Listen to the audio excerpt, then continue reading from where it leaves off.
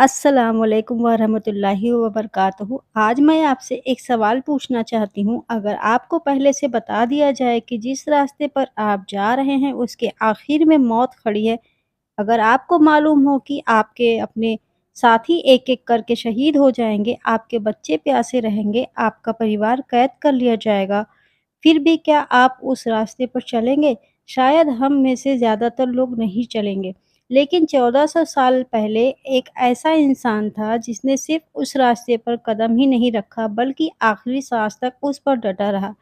एक तरफ 30,000 का लश्कर, दूसरी तरफ सिर्फ़ 72 जानिसार। एक तरफ दुनिया की ताकत, दूसरी तरफ हक़ और सच्चाई। और फिर ऐसा वाक़या हुआ जिसने पूरी इंसानियत को हमेशा के लिए एक सबक दे दिया। आज हम सुनेंगे करबला की पूरी कहानी, वो कहानी जिसमें सब्र है, वफ़ादारी है, कुर्बानी है और हक़ के लिए अपनी हर चीज़ कुर्बान कर देने वाला जज़्बा है। यह कोई फ़िल्म नहीं है, या कोई अफ़साना नहीं है, यह तारीख़ की सबसे दर्दनाक, सबसे सच्ची और सबसे रोशन कहानी है। यह करबला की कहानी 61 हिजरी मुहर्रम का महीना, इराक़ की एक तपती हुई ज़मीन जिसे करबला कहा जाता है। कुछ ख़ेमे लगे हुए थे, उन ख़ेमों में औरतें थीं, छोटे-छोटे बच्चे थे, बुज़ुर्ग थे और उन सब के सामने दरिया एफ़रात बह रहा था। पानी इतना करीब था कि उसकी आवाज़ सुनाई देती थी, लेकिन उस पानी तक पहुँचने का रास्ता बंद कर दिया गया था। 3 दिन गुज़र चुके थे, प्यासे बच्चे तड़प रहे थे, माएँ उन्हें दिलासा दे रही थी, घोड़े कमज़ोर हो चुके थे और उसे पूरे काफ़िले के सरदार थे। नवासा-ए-रसूल सल्लल्लाहु अलैहि वसल्लम इमाम हुसैन रज़ियल्लाहु अन्हु, उन्हें मालूम था कि अब मौत करीब है। लेकिन करबला की कहानी यहीं से शुरू नहीं होती, इसके पीछे कई सालों की एक लंबी दास्तान छिपी हुई है। 11 हिजरी में जब रसूलुल्लाह सल्लल्लाहु अलैहि वसल्लम ने इस दुनिया में पर्दा फरमा गए तो उम्मत एक नए दौर में दाखिल हुई। हज़रत अबू बकर सिद्दीक़ रज़ियल्लाहु अन्हु, हज़रत उमर फ़ारूक रज़ियल्लाहु अन्हु, हज़रत उस्मान गनी रज़ियल्लाहु अन्हु एक खिलाफत की ज़िम्मेदारी निभाते रहे। फिर भी 35 हिजरी में हज़रत अली रज़ियल्लाहु अन्हु खलीफा बने, लेकिन हालात आसान नहीं थे। उम्मत के अंदर फितने पैदा हो चुके थे, जंग जमल हुई, जंग सिफ़ीन हुई और फिर 40 हिजरी में हज़रत अली रज़ियल्लाहु अन्हु को शहीद कर दिया गया। उनके बाद हज़रत हसन रज़ियल्लाहु अन्हु खलीफा बने, लेकिन दूसरी तरफ हज़रत मुआविया रज़ियल्लाहु अन्हु की मज़बूत हुकूमत मौजूद थी। मुसलमानों के बीच फिर से जंग का ख़तरा पैदा हो गया। हज़रत हसन रज़ियल्लाहु अन्हु ने खून खराबे को रोकने के लिए खिलाफत छोड़ दी। उन्हें मुसलमानों की जान बचाने को अपनी हुकूमत से ज़्यादा अहम समझा। यह फ़ैसला इतिहास में हमेशा याद रखा जाएगा, लेकिन एक शर्त रखी गई थी कि हज़रत मुआविया रज़ियल्लाहु अन्हु के बाद अगला हाकिम उम्मत की मशवरा से चुना जाएगा। समय बीतता गया, 50 हिजरी में हज़रत हसन रज़ियल्लाहु अन्हु का इंतकाल हो गया। अब अहले बैत में सबसे बड़ी ख़ासियत इमाम हुसैन रज़ियल्लाहु अन्हु थे। फिर 60 हिजरी आई और इतिहास ने एक नया मोड़ लिया।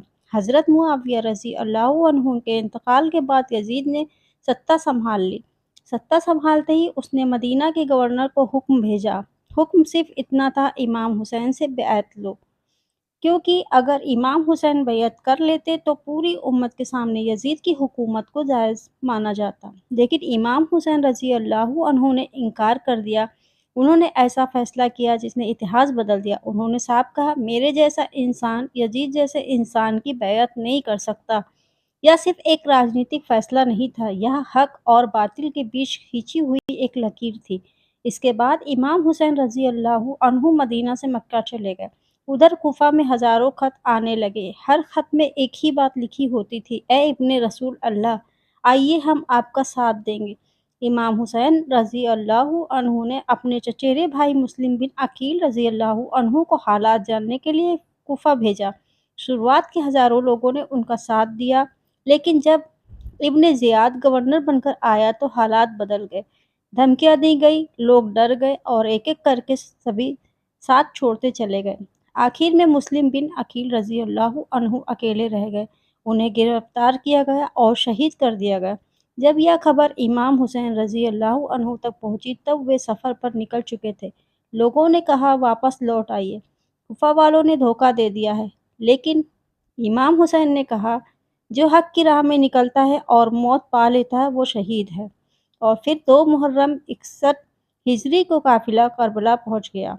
उसके बाद हज़रत अब्बास की वफादारी, हज़रत अली अकबर की शहादत, हज़रत कासिम की शहादत, हज़रत अली असगर का दर्दनाक वाक़या, 9 मुहर्रम की रात साथियों की वफादारी, 10 मुहर्रम की जंग, इमाम हुसैन रज़ी अल्लाह अन्हु की शहादत, अहले बैत की कैद और हज़रत ज़ैनब रज़ी अल्लाह अन्हा का ऐतिहासिक खुतबा विस्तार में उसी क्रम में सुनाया जाएगा। नाज़रीन, करबला सिर्फ एक जंग नहीं थी, करबला इंसानियत का इम्तिहान थे।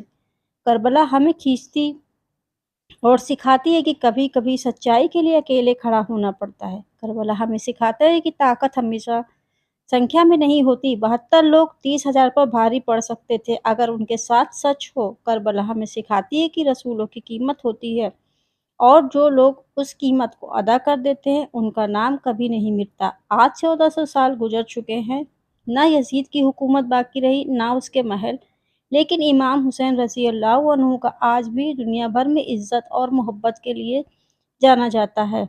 यही करबला की सबसे बड़ी जीत है। अगर यह कहानी आपके दिल को छू गई हो तो एक बार दरूद शरीफ पढ़ें, वीडियो को लाइक करें, शेयर करें और चैनल को सब्सक्राइब करें।